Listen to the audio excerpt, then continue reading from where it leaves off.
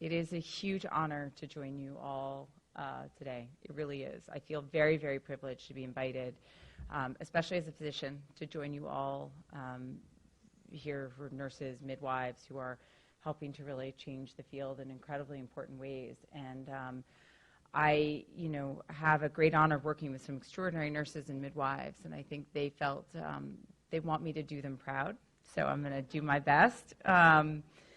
And it's also an honor to be here at the University of Michigan because you do have a long history of global health and you have a long history of extraordinary alumni. I was learning about, is it Adisu Hinshaw, who is, an extraordinary professor emeritus here and has gone on to, lead efforts at NIH and the national focus on research and elevating nursing research, which is an incredibly important area of work. You also won the first graduate programs, I believe, in preparing clinical nurse specialists, especially in med surgery, which is extraordinary, and also one of the first programs to do PhDs in nursing and specialties in nursing. And that's an extraordinary track record to be putting forward. And it's actually really, for me, game-changing for the field. And I'm learning a lot about that as we do work at SEED, trying to change the field of nursing in many of the places we work. I do need to take a moment, though, to acknowledge two people who are incredibly important to the story of SEED, and that are our alumni, Carrie Knowlton and Marianne Shannon. I'm going to make you stand up because you, too, helped us build this program.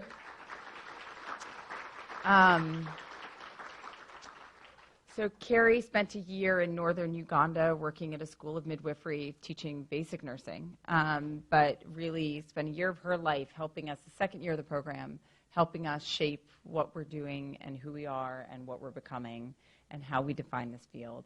And Marianne was in Malawi, alternating between two sites, as I was reminded today, as a PhD prepared nurse, helping to prepare new PhD, Malawian PhD nurses, as well as enhancing clinical care and clinical education. And I am just extraordinarily grateful to both of you and very honored that you would be here today to join me because you are just as responsible for this program as I would be or the rest of our ACT team is. So thank you. With that, I think we're going to start our discussion. So what I want to do today is just talk a little bit about what we do at SEED. And that means describing a little bit what the problem is, describing what the nursing education landscape is, describing SEED, who we are, and what our efforts are in nursing education, and who we are. And what I mean by who we are is who are the faces of SEED, what are the stories, who are the people who have started to shape what we do. And I put up these three pictures because it's more of a statement. The first picture on the top picture is of me in Ghana in 2002, and I spent a summer looking at vaccine completion rates, and I worked only with nurses in trying to do that. And that's just a picture of some of my colleagues that I spent the summer working with. The bottom picture is in Rwanda. I, as a medical student, somehow got left alone to deliver a baby. And it truly was the most terrifying experience of my life, and I don't think actually that baby would have gotten through it, or the mother, if it had not been for my nursing colleague who had been by my side helping me do it. And frankly, she was delivering the baby. I don't know why people looked at me as though I was the one who should be doing anything, because she was the one who delivered that baby, and I owe her, because I've never been so terrified in my entire life. And then the final picture is just where I work now, and I am still a clinician. And I cannot do what I do. I cannot survive the wards. I cannot take care of a single patient if it weren't for my nursing colleagues and who I learn. And so I just feel so privileged to be in this room with you all because my career is possible because of the partnership that I have with nurses. And so I just put that picture up because my career is for that reason. I want to talk, though, a little bit about the problem that we have. So really I'm going to start by framing healthcare workers as a whole. So we know that there are too few healthcare workers. And this data really first came out in 2006 in the World Health Report with the World Health Organization. And many of you are going to know it, but we're going to review it anyway. And what it found was that back in 2006, there was a clinical shortage of 2.4 million doctors, nurses, and midwives at the time. Turns out they updated those statistics a couple years ago, and it's now 7.2 million doctors, nurses, and midwives. And it's projected by 2035 to be a global shortage of 18 million doctors, nurses, and midwives at that point in time if we don't change it. More importantly, there's regional variation that we need to pay attention to. So if you look at the top bar here, it's Africa. There are 47 countries attributed to Africa by the WHO. And I say it that way because some of the North African ones are actually considered part of the Middle East. And of those, about 37, I can't see the number, and I'm trying to remember off the top of my head, but 37 have critical shortages of doctors, nurses, and midwives. That means there's a vast majority of these countries that don't have enough health professionals. Importantly, Africa has about 11% to 15% of the actual global population, but 24% of the global burden of disease, and only 3% of the world's healthcare workforce with which to address that global burden of disease. And the punchline is only 1% of the world's health expenditure with which to address that. So if you move on, you actually can map that distribution of shortages. And if you look at the map, you'll see it's pretty concentrated where these countries are missing. And the place your eye goes to and gravitates to the most is probably the African continent, where the vast number of countries is. Now, this map is from 2006, so it doesn't reflect the now 83 countries, not 57, but 83 countries with a global shortage that is on the recent statistics in 2013. If we look at nursing shortages specifically, the number that we're going to use is per 10,000 of population. And if you look, on the African continent, on average, there are 2 doctors, but only 9 nurses for every 10,000 people on the continent. That's in comparison to the United States, where there's 24 doctors and 98 nurses for the same number of population. So you can see there's a vast difference. If you hone down, though, to specific countries, and you look at a country like Zambia in southern Africa, 2 nurses for every 10,000 people, just 2. Again, just to compare, that's a huge difference that we're talking about in order to be able to care for patients, care for a population, and be able to actually sort of address what the needs are. When you look on a sort of regional perspective and you compare what we would consider as resource, probably wealthier countries to resource-limited countries, you can see the numbers themselves are pretty starkly different. You can have up to 300 nurses for every 10,000 people in some countries, whereas you can have less than 0, if that's even possible, in other countries. And I think that that disparity is really important because we sit in a country that falls on that upper part, but we need to be thinking about how can we potentially close that gap. So a colleague of ours, Fitz Mullen, who is on the board, he's the founding board chair, and he is one of our volunteers that works at SEED, did a paper in 2005 in the New England Journal of Medicine where he tried to map the geographic shifts of healthcare workers and where people were maybe moving to. So the theory is we know people aren't staying in these countries. That's why we get these global shortages in part. But where are they going to? And he found that they went to 4 countries, the United States, Canada, the UK, and to Australia. But where were they coming from? The number 1 country with the highest immigration rate was the Philippines. Not a surprise. They actually are exporting nurses as a commodity there. So that is, maybe that wasn't surprising. The next highest, 2 and 3 were Pakistan and India. But of the top 20 countries that had the highest immigration rates, 9 were based in sub-Saharan Africa. Looks an awful lot like that geographic map that we were looking at before. The phenomenon, as you all know, is called brain drain.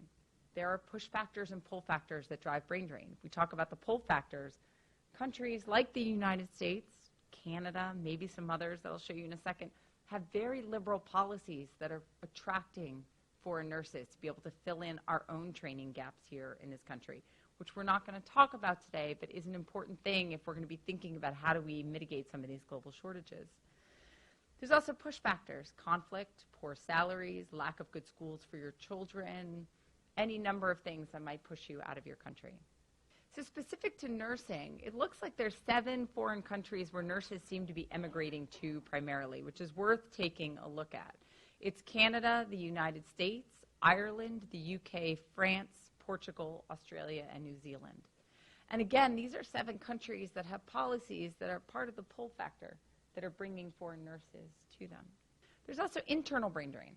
I am putting up these logos, and you'll see ours is up there too, not to call anybody out to say that they're responsible, but just to represent that there is a phenomenon of organizations taking top talent from these countries and hiring them out of the public sector. And it's a very difficult tension because a lot of these organizations are doing really good work and they need that top talent in order to be able to implement the work that they want to do in country.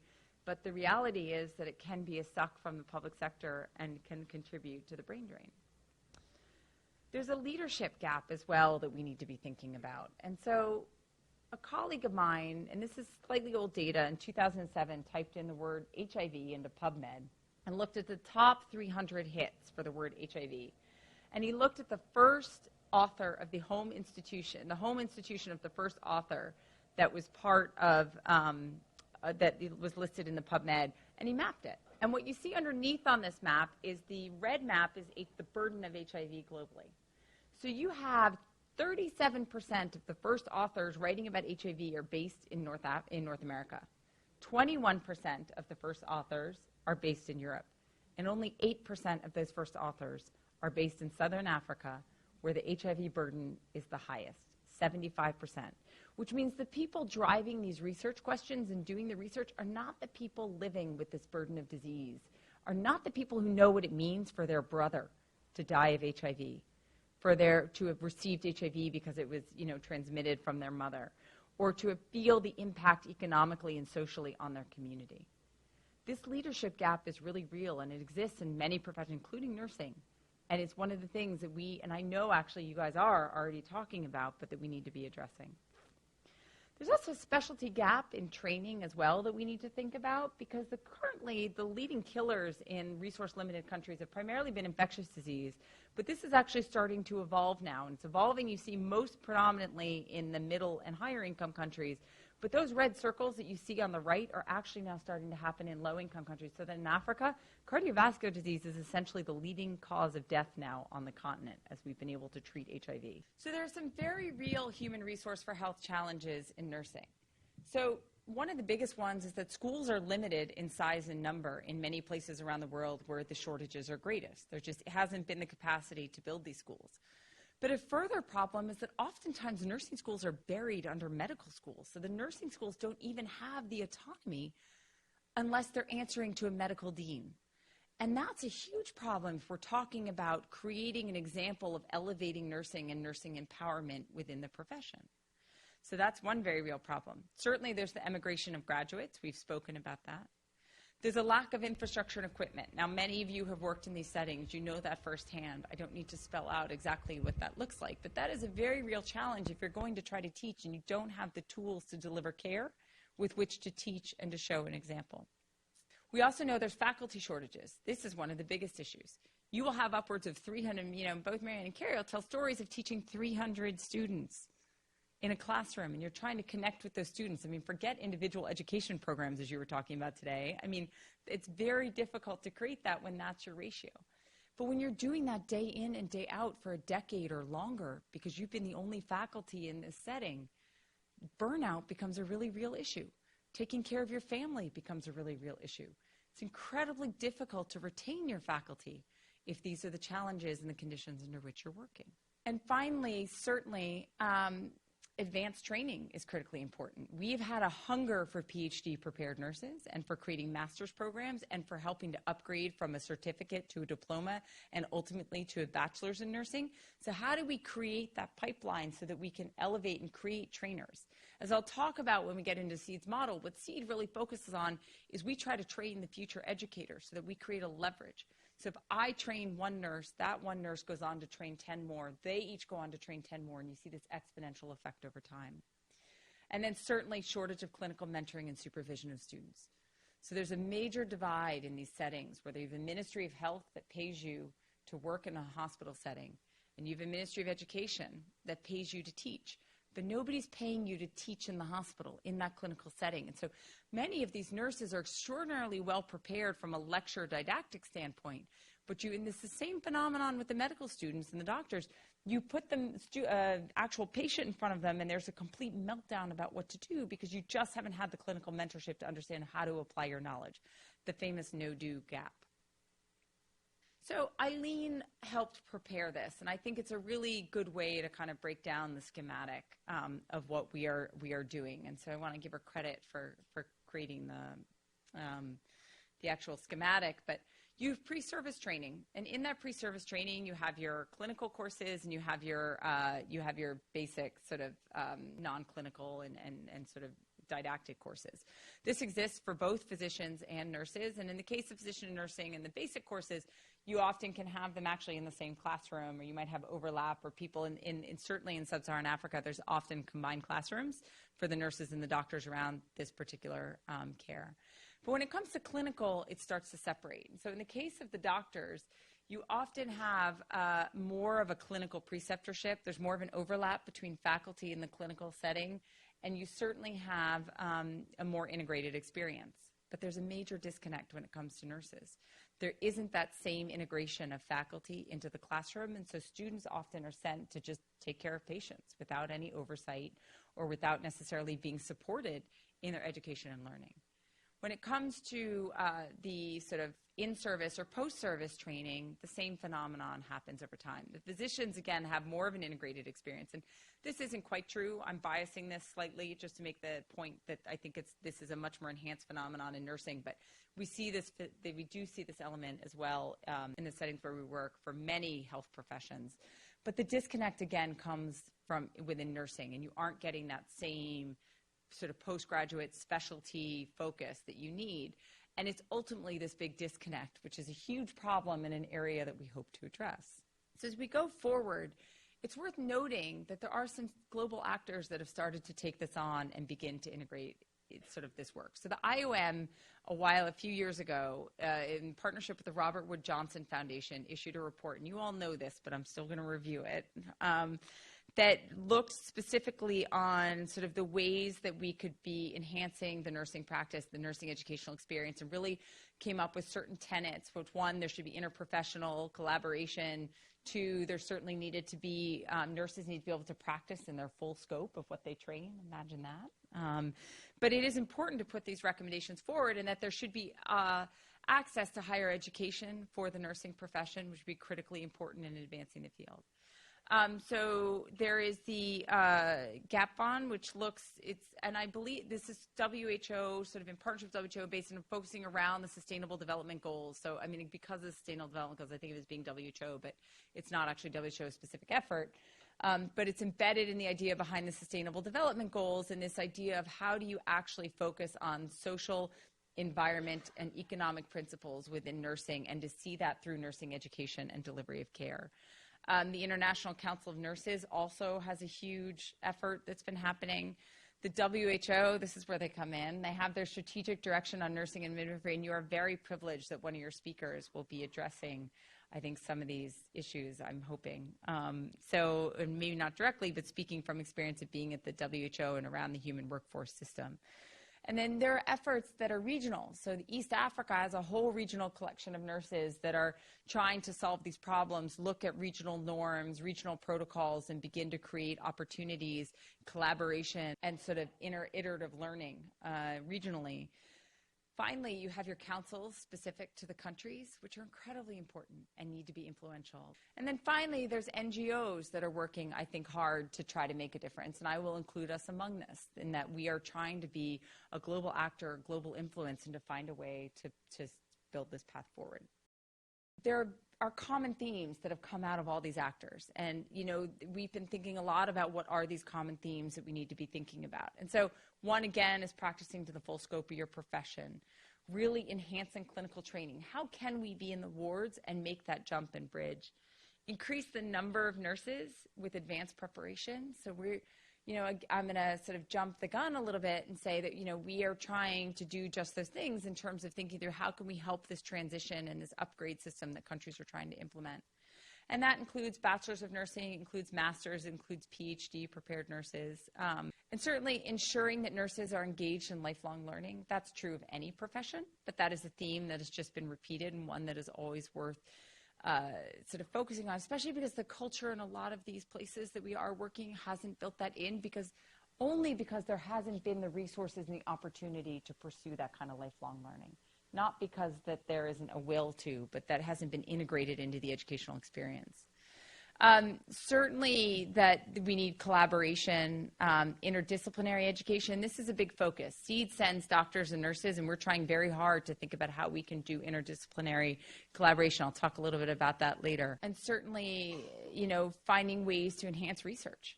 We are sending over PhD prepared nurses, but my chief nursing officer, not mine, but our chief nursing officer, Eileen, is a PhD prepared nurse who's got a very academic background, is focused on education. She's built a whole work group around disseminating knowledge and research, and it's just awesome.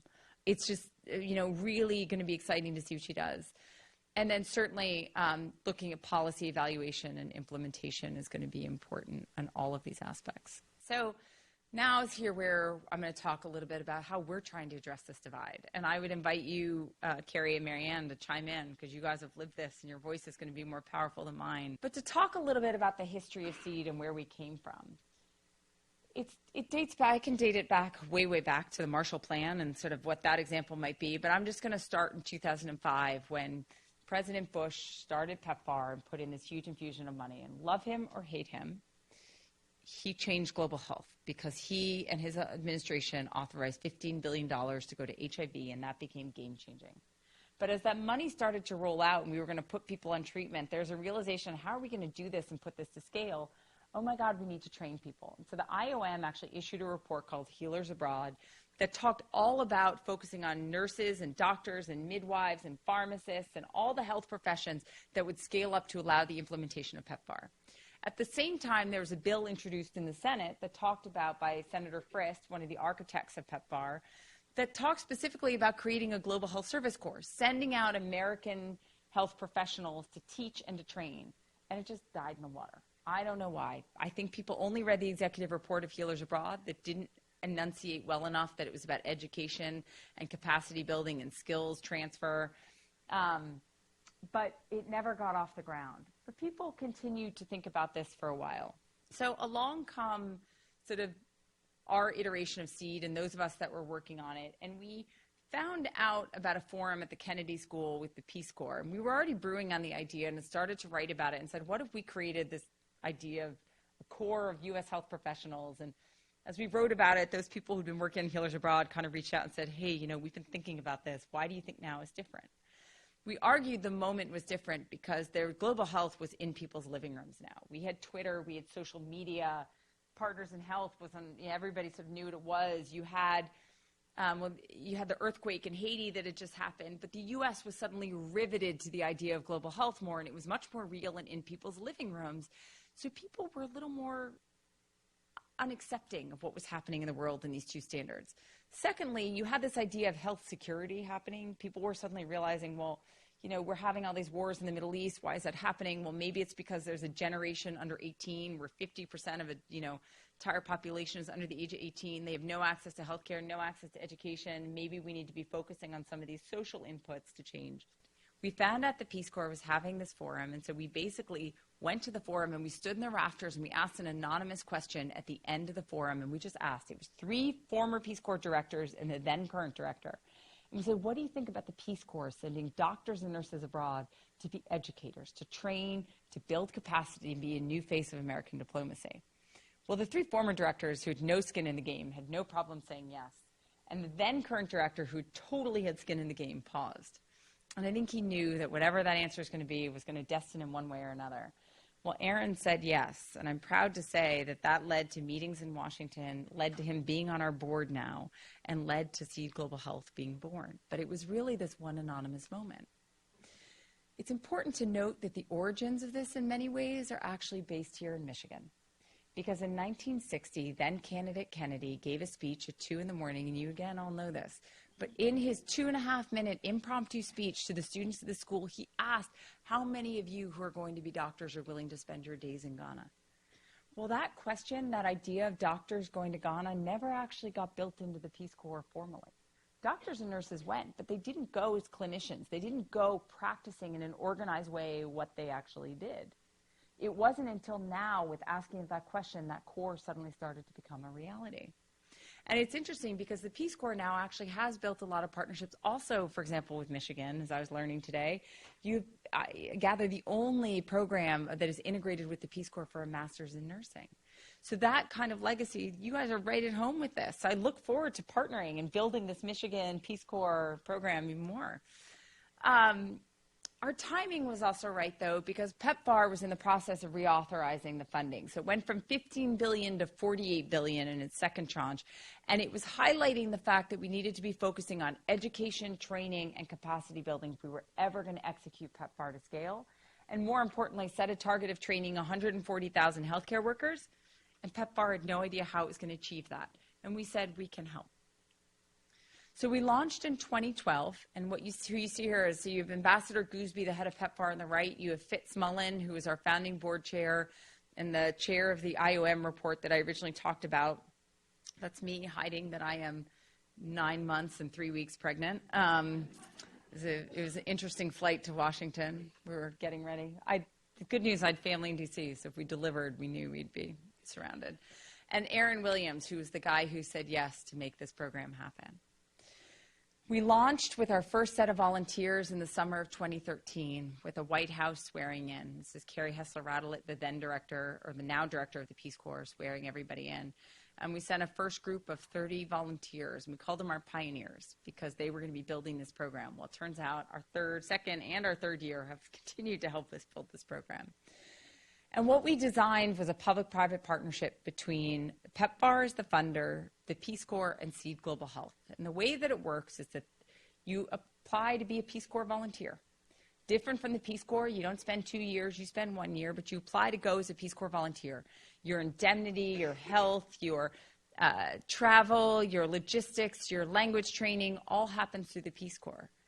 But Seed Global Health comes in as the private partner, and we bring the technical, medical, and nursing expertise to help supplement this program, both in terms of the selection, the recruitment, the placement, and the support of the volunteers, and also for the site selection. And then we also do one other really important thing, which is loan repayment, because the majority of health professionals in the United States, contrary to popular media, carry some kind of debt. So it's not just educational debt, it could be your mortgage. It could be your dependent. If you have a child under 25 getting an education that you're helping to fund, we'll help you fund that. Because we don't want financial barriers to your being able to serve your country, serve this program, and serve the world.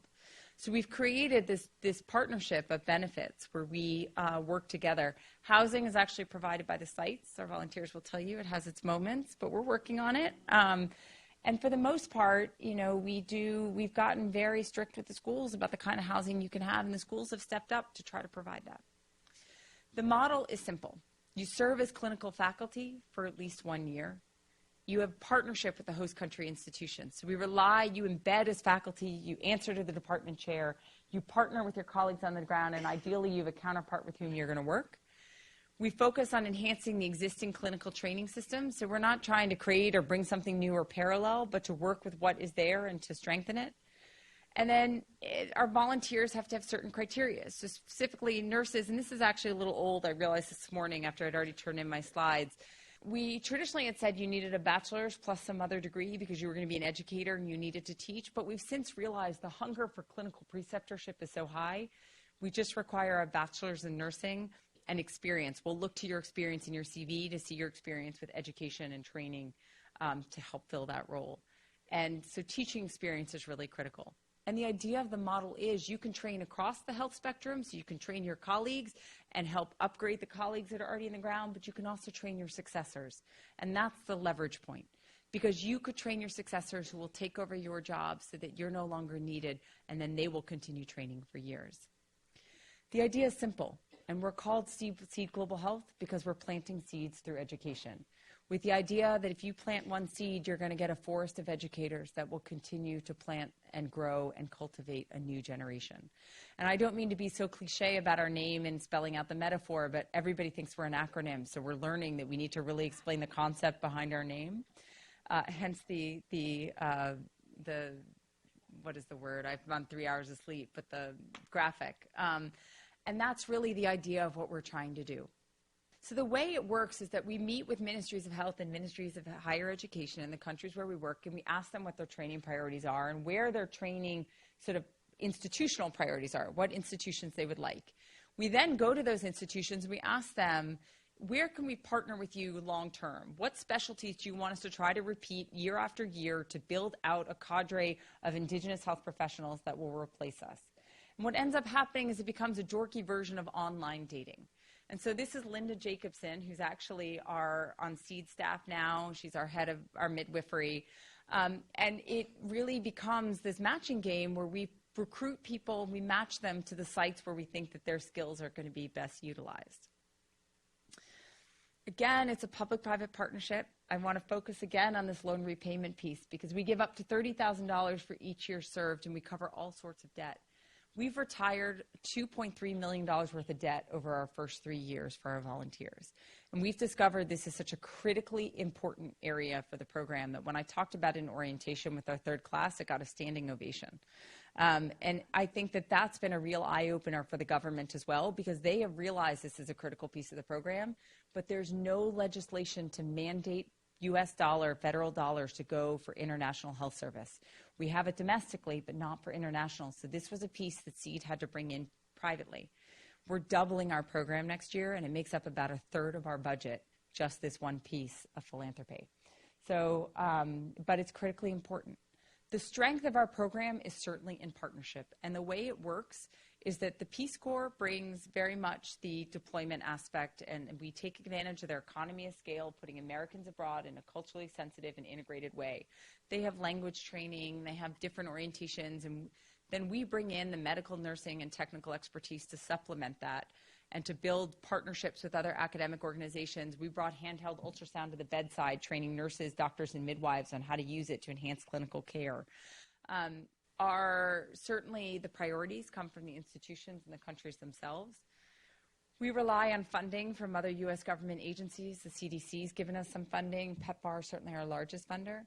Expertise and innovation very much comes from academic institutions and partnerships we forge with groups like you at the University of Michigan. So this is a very important area of collaboration for us. And then finally, the volunteers, because they are the energy, they are the drive, they are the vision, they are the inspiration. They are truly, truly, truly our business in terms of what we do and how we can be successful. We've had an extraordinary group come through. There are opportunities for academic partnership that I'm going to completely talk about in this group right here, and there's no secrets. This is not a hidden agenda. It is a full-bore out-there agenda that I have with you all. Our founding academic partner is MGH Global Health, and we have used them to fill a very important niche. One, in terms of actual resources that might be available.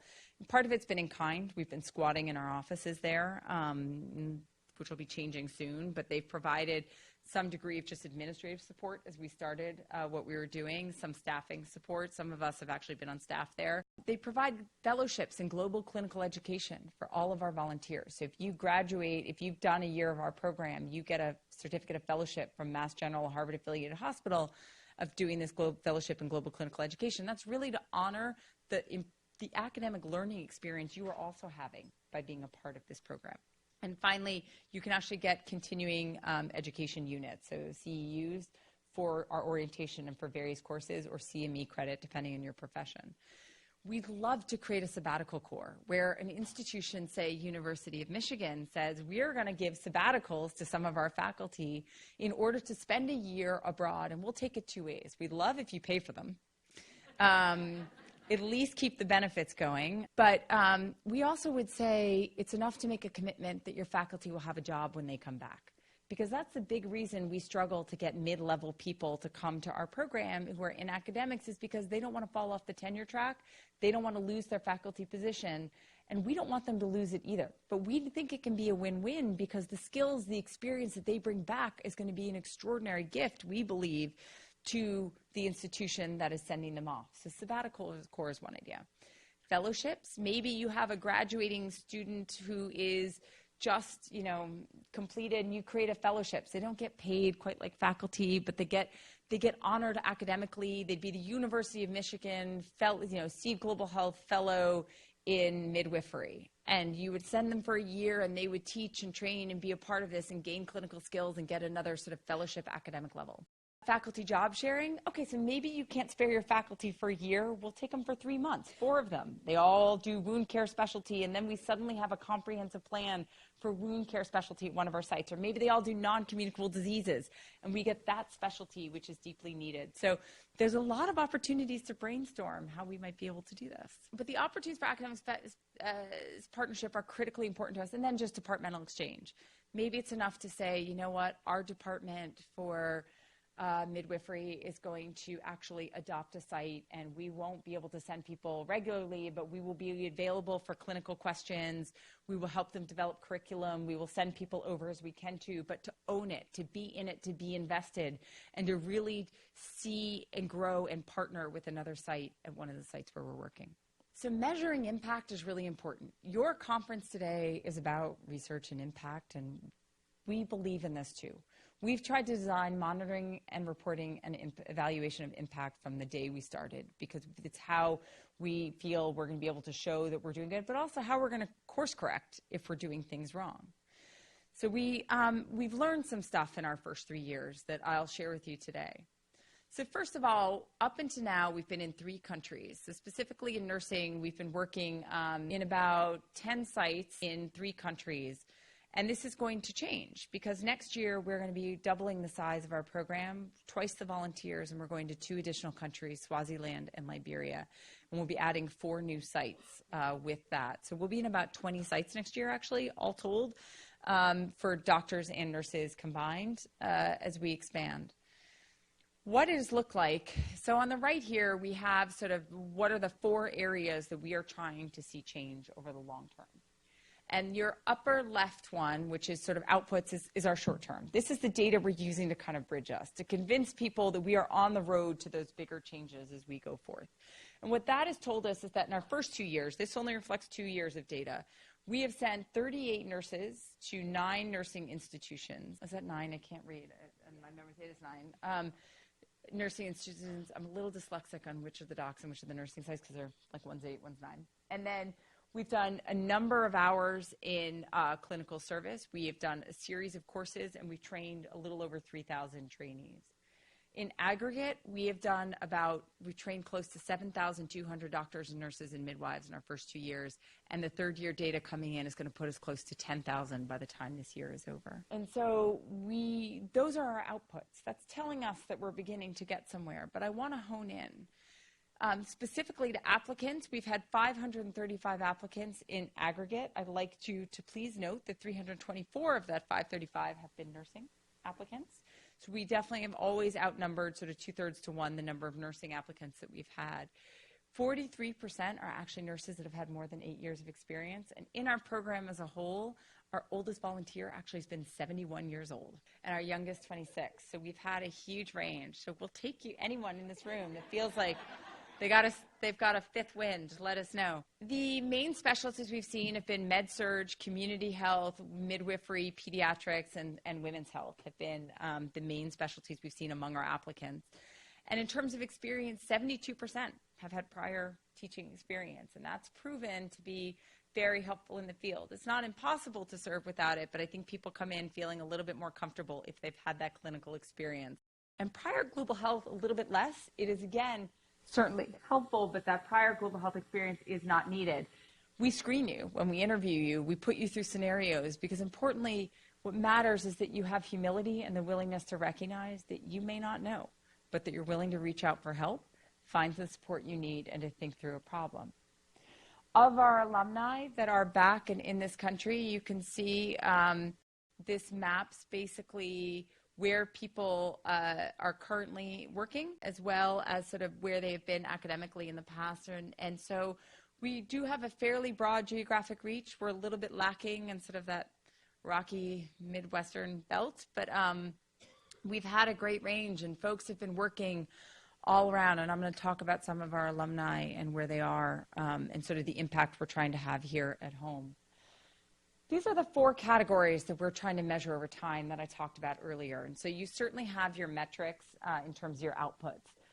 But we also want to understand, what is the value we're adding to the learning environment? How are we shifting the quality and changing sort of how learning is happening? Certainly shifting attitudes and empowerment is critically important, because as we talked about already, nursing has not been empowered as it should be, especially when you consider that a vast majority of care is provided by nurses globally. How do we elevate nurses to be very much on the same level, integrated into the conversations about how we're changing health system strengthening, changing policy? How do we do interprofessional modeling? And how do we create that dialogue and demonstrate that? And finally, engage scholarship and sort of what that looks like. So the first one I'm going to talk about, just anecdotally, is a story of value added to the learning environment. So in Uganda, in our first year, we got a grant to do the Helping Babies Breathe program. And what our nursing volunteers did was they basically led training for neonatal resuscitation, where they trained a couple hundred folks on how to appropriately resuscitate babies. And what happened was that the program was such a success that those that were trained went on to actually train others and started to build their own trainings. And by building this into our program, where we are returning to the same site year after year, one of the biggest critiques of Helping Babies Breathe is that people come trained and they leave and there's no reinforcement of the training and the education, so the skills are lost. But by launching with this program and then having people come back and being a part of the place that we're working and being able to provide that continual reinforcement, we've been able to have a huge impact in people's success and comfort in neonatal resuscitation, and to integrate that, but also to begin to see a ripple effect and spread of that training, because we have had a continual presence where we've been working.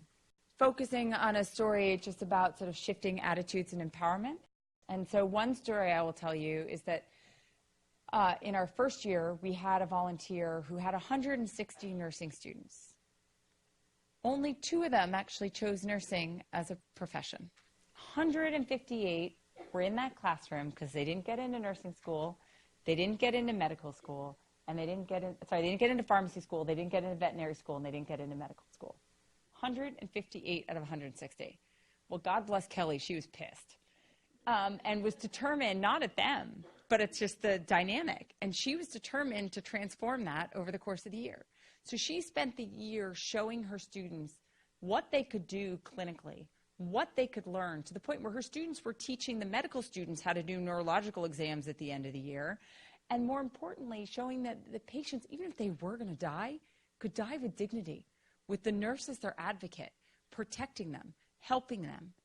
So when she did her year-end evaluations, 160 students submitted something, and all 160 basically said the same thing: you have made me realize that I have chosen the best profession in the world.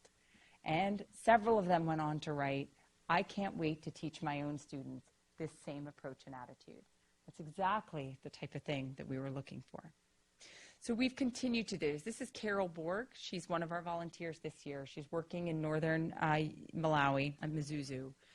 And Carol tells a story of a student of hers, Chimemwe, who basically found that she had a child who looked very pale, was diaphoretic, was not breathing well, and wasn't doing well. And she realized that this child needed help. Now, this is a ward of 40 other kids where there's just Chimemwe who's trying to triage all of this.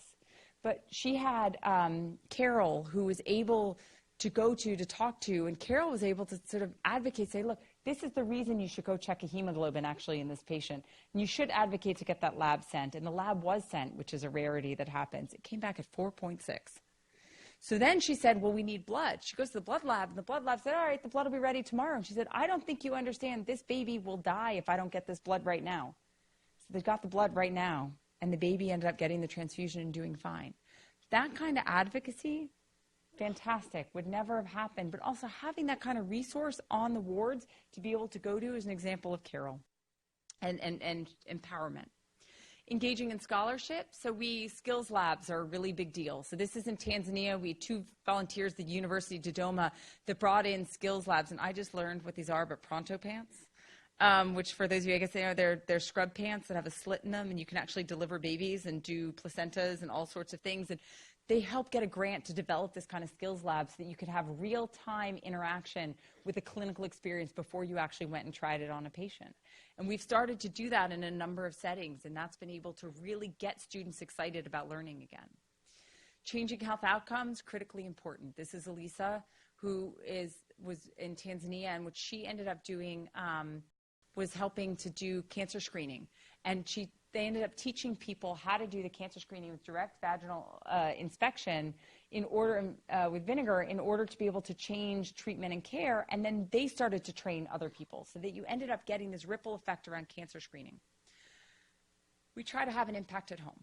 Our U.S. population is going to increase to 440 million by 2050 from our current population of 300 million, and 117 million of those are going to be immigrants. That means the fabric of healthcare, the fabric of who we see in the medical problems might be a lot like what we're seeing abroad. We know that people who train in resource-limited settings are more likely to come home and work in underserved settings and with underserved populations here in the United States.